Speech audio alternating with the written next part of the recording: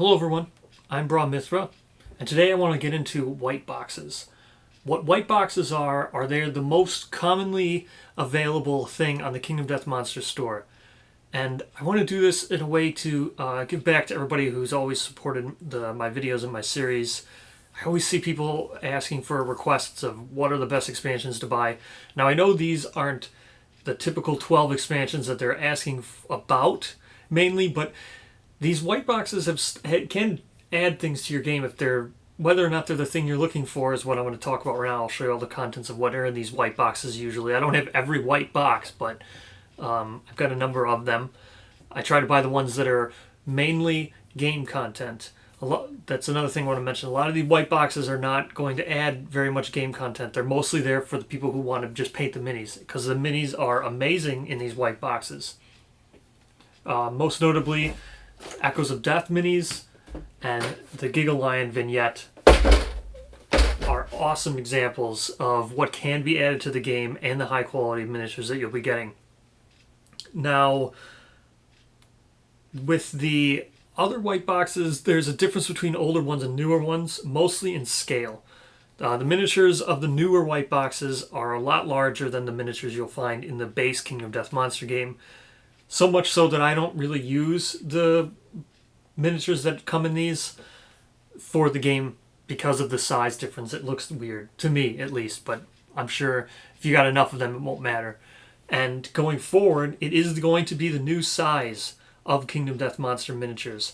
So that's something to be aware of. That means all the Wave 3 stuff and Wave 4 from the 1.5 Kickstarter will be in this new size. So they should match up with what's in the Gambler's Chest and stuff.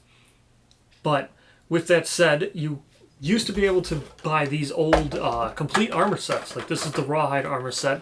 Those are complete compatible scale with the original 1.5 or original and 1.5 Kingdom Death core boxes. So I think these are going to be discontinued. I don't know. I don't think they're ever going to get restocked. But usually at Gen Con is when the Echoes of Death, the new vignette, and a lot of white boxes will drop on the store.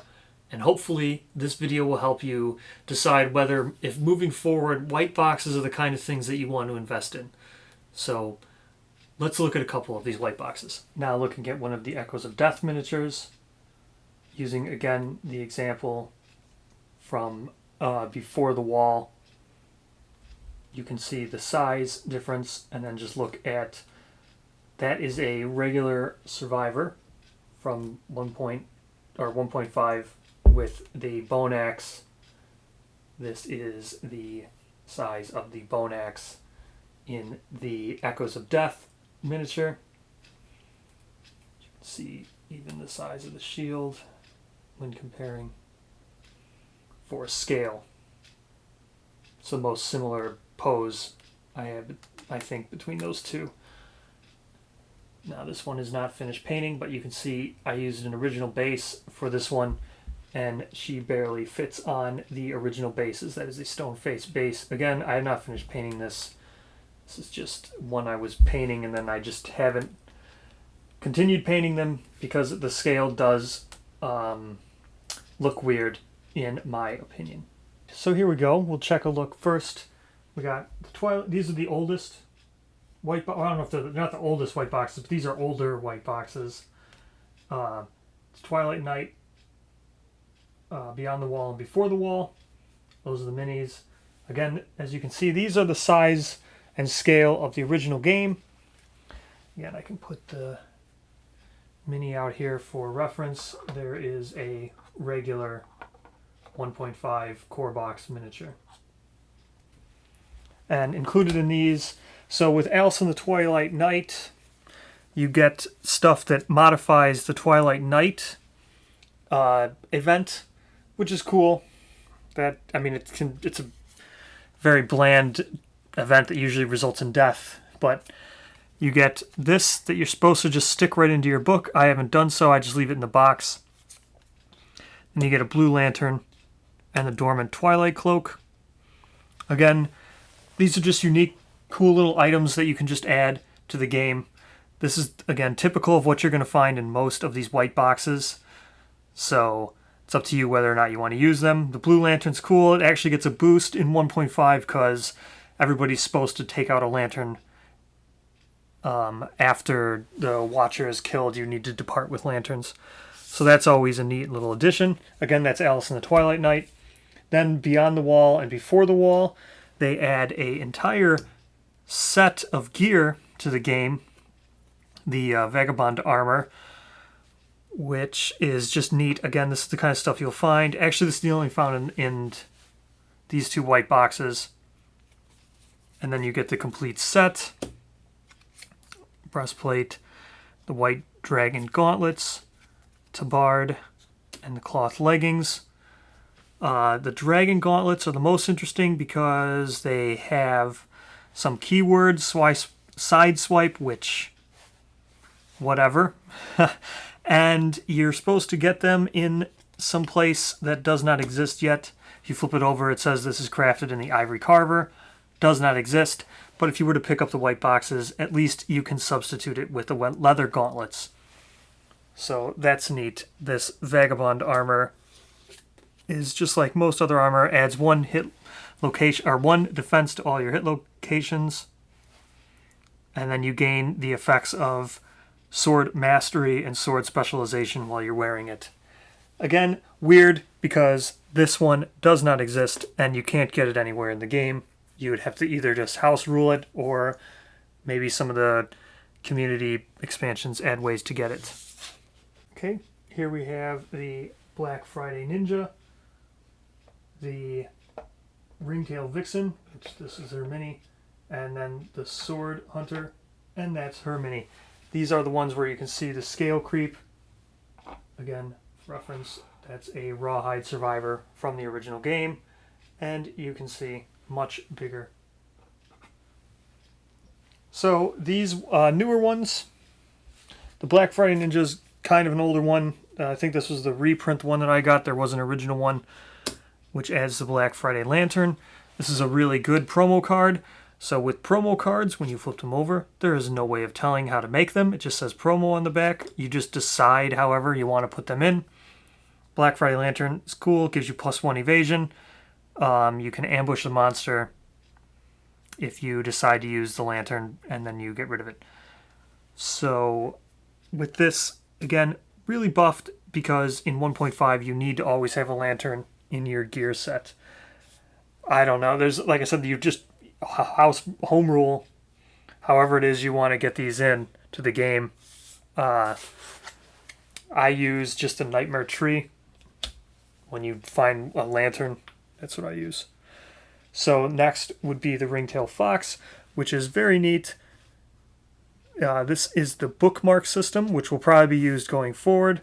This adds a bookmark to the game, and you just put it in your book, and then once per campaign, or once per whatever, this one says you remove the bookmark from the game, or future campaigns can roll a 1d10 on 6+. They start with this in the rulebook.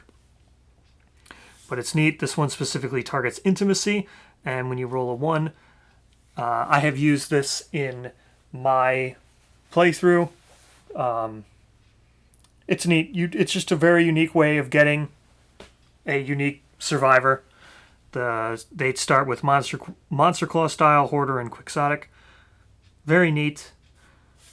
Again, as you can see, the monster, or the mini is a ringtail. She's pretty cool. She has not really using Monster Claw, so whatever. I mean, she has Monster Claws, but then she's got this club. That's the other thing with these white boxes. Sometimes the miniatures, I think, take priority over the game content. And some of the Echoes of Death, you'll see that the miniature sculpt matches their gear set to the detriment of how the miniature would actually, or how that gear set would actually play together. And then finally, the Sword Hunter mainly adds this Excalibur weapon, and she also adds a settlement event that you can put in the deck. In order to get the settlement event, there's also a hunt event that comes with her expansion. You use the hunt event, you pull Excalibur out of a sword, then you add the settlement event to your game. Excalibur is kind of cool. It gets stronger the more people who die from it, or die with it. So, Very neat. Again, a very minor amount of content that's added by these white boxes. Let's move on to the Echoes of Death and the Vignette of Death. Alright, now let's take a look at the Echoes of Death. So these boxes include the strain system, which will be used going forward. I think in the Gambler's Chest and some of the new future expansions. So you get how the strain system works. Then you go and you get the cards that depict the artwork for each of the miniatures in the Echoes of Death box that you get. So this is Echoes of Death box 1. These are the miniatures that I have built. There's some of them. Again, Echoes of Death 1 is the one that includes the painted one that I showed earlier. And again, just for scale and size, you can see there is scale creep. And then most importantly, these include 4 strain cards and 4 fighting arts that are added by the strain cards. So if we quickly look at these, the strain cards, how these system works is you're going to get a milestone condition, and you check the milestone nearing the end of the settlement event. I can't remember right now off the top of my head if it's, I think it's right at I think it is the record and archive step itself. So right when you record an archive during the settlement, that is when you'll be checking these milestones. So you can see each one of them has a condition. When a survivor survives the Barber Surgeon Endeavor 5 times, then you would get this permanent effect, and then this affects all your games moving forward and adds the fighting art to your deck of fighting arts. Now there is a rule that states that you can only have 5 strain fighting arts in your fighting art deck at one time, and then you have to remove them if you add more. And at the beginning of the campaign, you can choose from your unlocked ones and add 5. Seems like a very weird rule to me because you get fighting arts at random usually anyway. And if you're going to include expansions, the number of fighting arts that get added to your deck is going to just bloat the thing anyway. And some of these aren't so amazing that if you got them once in a campaign, it would make it super easy. Some of them are very good. So with that said, and then you also get a minor effect for the person who unlocks it. It's a shame that only happens to the first person who unlocks it one time. So as you see here, you permanently would add the Infinite Lives fighting art to the deck, and the survivor is granted Infinite Lives fighting art. This one doesn't actually give them an extra boon. Let me see one that actually gives them an extra boon here. Like this one, for example, the one that unlocks Backstab. You would permanently add Backstabber fighting art, and then the survivor gains Backstabber, and then they suffer -1 strength and -1 evasion. So that would only happen to the one person who ever unlocked it, and wouldn't happen again ever moving forward. It's kind of neat. So let's look at the 4 fighting arts that are added by Echoes of Death 1. All of them, we'll look at the milestone conditions are just weird. Like I said, this one's the Barber Surgeon surviving it 5 times. This one is when a survivor with prey or secretive disorder has 15 insanity, which is not very difficult to get. This one is when a survivor with marrow hunger impairment has a child from intimacy. And this one is when you consume brain mint in a settlement that has 4+ lichen or black lichen in their storage. So as you can see, the strains aren't impossible to complete. Here are the fighting arts. So Infinite Lives, this one is pretty crazy. This one pretty much makes you immune to disorders permanently. As you can see, you can never gain a new fighting art. And whenever you would gain a disorder or a fighting art, you instead just reset your survivor's life. Their age goes all the way back down. You just grab a new sheet for them. That one is kind of crazy. Here's Giant's Blood. This one basically gives you +1 strength, -1 evasion, and you can consume skulls. And then you gain marrow hunger. Here is Backstab. Backstab is awesome. It's on a perfect hit with a dagger. Your first wound gains devastating 1. So this makes daggers better in general, because most of the time I don't even use daggers. So if you're looking for a way to make daggers better, this Echoes of Death 1 is a good way of doing it. Also, the Gigalion is a good way of doing it. We'll just get into that in a second. And here's Ethereal Pact. This one basically just means you get +3 to your brain trauma rolls, and then if you ever roll, I think it's the 11 plus, I think is the impossible, or it might be 13 plus, I forget, you become a savior. Now, the thing that sucks about this one is I don't think you can have multiple saviors unless this overrules that. And in addition to that, if you're already age 2 when this finally triggers, you don't gain the dream fighting art. So, kind of weird. Now, while we have this out, again, I'll just go to this. Echoes of Death 2, same exact thing. You get the art, you get the 4 miniatures, same exact thing again. You just get 4 more milestone conditions. This one being my biggest pet peeve with this all thing is this one right here. As you can see, the milestone condition here is during Weird Dream. That's the settlement event that has those like 3 charts, and then someone has to tell a story. It's pretty much shoehorned into the game. I've always felt that that was the weirdest settlement event. And the reason why I don't like it is when you do Weird Dream as a solo player, it has different rules. You don't even tell a story. So if you're playing this game solo, technically you can't even unlock this.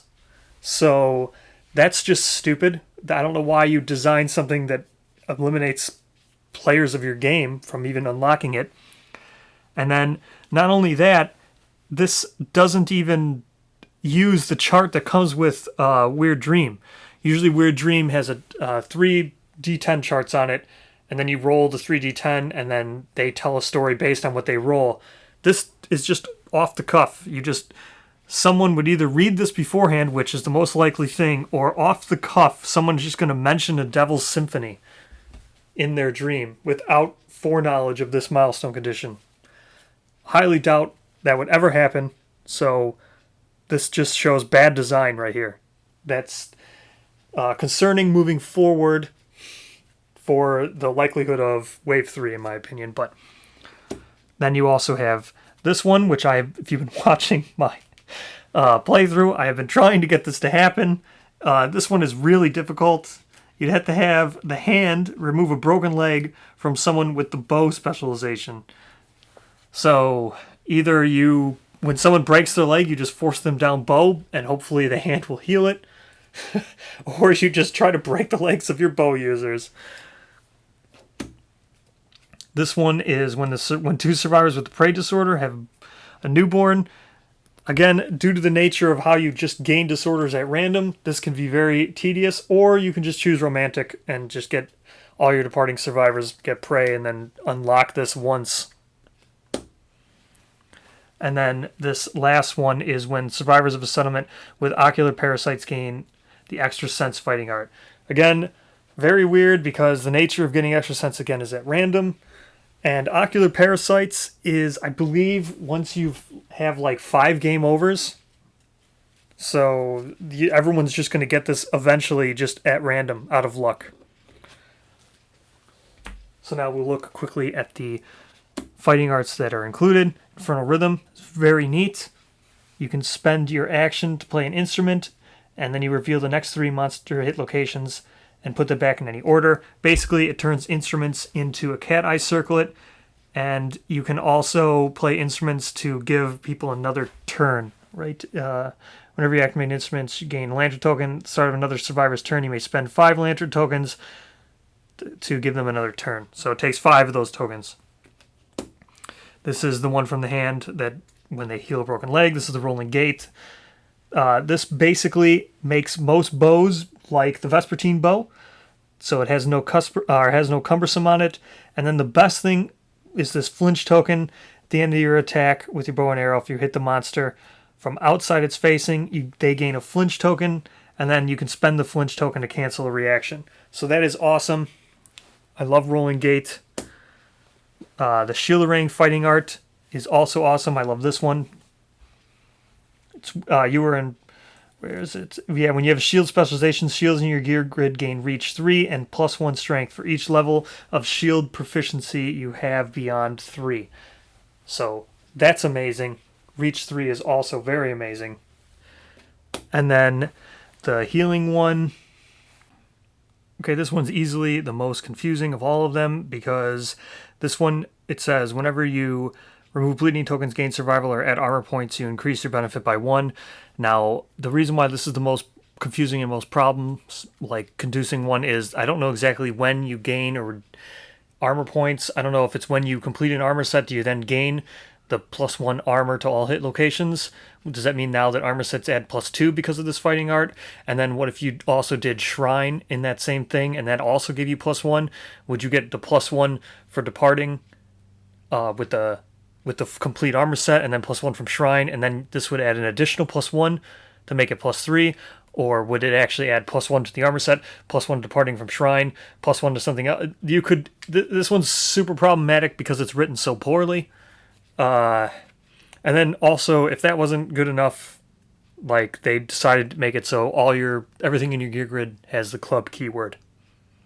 So club keyword's also amazing because club's also on so many hit locations, like like shield, or when you're attacking with a shield or a club, you gain +1 luck or you get -4 toughness.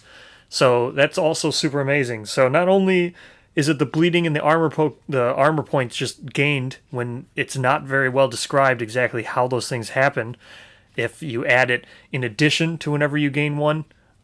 So, or like departing survival is 3. Do you gain 1 departing survival from each of those innovations?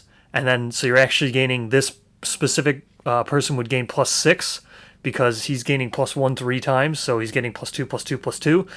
This one is written so poorly, and it makes me question whether or not they actually playtest some of this stuff.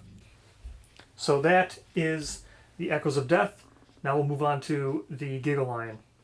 Okay, now we'll move right on to the Gigalion. The Gigalion is the Vignette of Death. So with these Vignette of Deaths, the design here is that it gives you a one-shot or a one-off little fight that has all the gear included and everything, but so all you would need is just the base game to use this, even though it has some like Gorm stuff in the box. So you just need to bring the White Lion stuff. It has the 4 miniatures, their gear grids, even their cards and everything for them. So inside there's the book that's included, the sprue of all the miniatures. Again, I have not put the miniatures together because I don't like the scale creep. These have the same scale creep that the Echoes of Death have, and that will be the scale of miniatures moving forward. So they're also not narrative sculpts anymore. So here is the Gigalion itself, which if you compare it to the regular lion, you can see scale creep. But the sculpt of this lion is absolutely amazing. I love the sculpt of this lion. So much better than the original lion. You also get cards for each of the survivors. Then you get their gear. So here's their gear, and you can see it's designed to just go right behind, right on top of your gear grid that comes with the game. So let's look at these gear grids.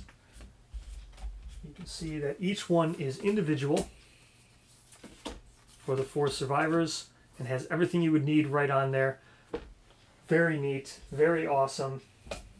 The survivors themselves come with cards showing everything they have here. Their number of survival, all their movement, all their stats, their insanity, all their stuff. Shows what year of the timeline that this settlement is in. I think that means this is year 8 for that timeline. And they have dodge and courage and gash, which is awesome. Here's the one thing that is very concerning, for me at least, because it shows a very big oversight in design. So as you can see, this survivor has 4 survival. This survivor has 3 survival, 3 survival, 3 survival, and it's not mentioned at all in the book what their survival limit is. I assume that it's survival limit of 5 because, as you can see here, one of the survivors has the Elder Cat hearings, and at the start of the showdown you gain +2 survival, So I assume that you could be able to go up to +5 survival. Who knows? You would have thought that maybe the person who designed the game would also know how his game works, and would have put in the fact that you might need to know how much survival is there. It's a very minor thing, but it's also kind of annoying because survival limit is a very big part of Kingdom Death. So, with this comes the vignette itself, which is amazing. So you will fight level 2. Again, it's a one-shot. These, for the most part, the survivors here with their gear is very good. It shows you what the how to set up the terrain. Shows you fight a normal regular level 2 Gigalion. Then once you defeat him, the strain milestone card that you get is survivors from Dead Rock defeat the White Gigalion in the vignette, which is just another, like I said, with the Echoes of Death. I don't quite understand these milestone conditions. They seem very lazy, or this, I don't know, like the one with the dream. You can't even do that as a solo player, so I don't understand that. And it's just also very weird that it's not one of the results from the 10. This one has that same feeling. It has nothing to do with actually playing the game of Kingdom Death. Just like the other the Dream Settlement, it's just something you would do off the cuff. So winning this vignette doesn't really feel like... You could have said anything. It could have just been like, play your friends in a game of Puerto Rico, and if you win, you add it to the game. You add the Gigalion. It's very weird, but... I mean, I played the vignette anyway. It's a very good vignette. It's very good for people who just... You want to try to get into the game of Kingdom Death. It's very good for that. And it is fun. The survivors are very unique. I like the one that highlights the... having the 3 pieces of the regal stuff, and then that person would instantly die even if they did win, because he would have to do he would get all 5 pieces of the King's Curse. It's pretty neat. So then also included, once you defeat the vignette and you add it to your game, the stuff that it adds is very cool. You get the Gigalion, and you can make the hook claw knife, which is very cool. You get 2 of them. Oh no, you get one. These are the knife you only get 1 of, which is a shame, and I don't really know why. The price of this is $75 normally, which is more expensive than a full expansion that comes with AI cards, hit location cards, 3 sets of every piece of gear. So why you only get 1 of each of these pieces of gear is mind-boggling. I don't know why it's so expensive, but... So the hook claw knife is really cool. It even keeps the theme of the new way that the White Lion uses his Giga Claws, which is really cool. The hook knife is very strong, much stronger than the original White Lion thing. Next, you have the Lion Slayer cape, which is also really strong. It has damage reduction of 1 for as long as you're wearing fur, which could also mean you could be wearing the Screaming Antelope. That's also fur, so that's really cool. Then you have the Dense Bone Arrow, and this is one that, for much like the Vespertine Bow, not needing cumbersome, or not having cumbersome like all the other bows. People think that makes it really powerful because it's way better than all the other bows. This is the same thing with all the arrows. This one you can shoot an infinite amount of times. So that makes this way better than all the other arrows. In fact, the fact that arrows use the stats of don't use the stats of a bow, they just require you having a bow. You could even use the catgut bow, the very first one you get, and then use this, and it becomes the best bow in the whole game. Kind of a weird choice, but this is actually really good. It is gated behind the blacksmith, unlike the Vespertine bow, which you can just craft right away. This one, at least, you do require blacksmith. Not like you wouldn't get blacksmith anyway, but you can't get it year 3 like you can with the Vespertine bow. Then finally, the oxidized beast guitars. You do get 2 of these, so at least you can pair them. They didn't cheap out and only give you 1. And then these are really great. And you could consider the White Gigalion as the first actual expansion for 1.5, because since these need oxidation, the White Gigalion, when you kill it on level 3, you still get the black lichen from it. And that lets you do the oxidation. The only thing that sucks about this kind of is this means that these are locked to the People of the Lantern campaign. You cannot do the other campaigns. But if you were looking for an expansion to buy and this was on sale, or you got it as a Black Friday when everything's really cheap, it's not that bad. If this is one of your first expansions, I would not recommend it at full price if this was your first expansion. I wouldn't even recommend this as your first expansion ever. If you really wanted to get one and you could wait, I would wait to get one of the other expansions. But everything that it adds is not that bad, so I think it's worth the value if you get it on sale.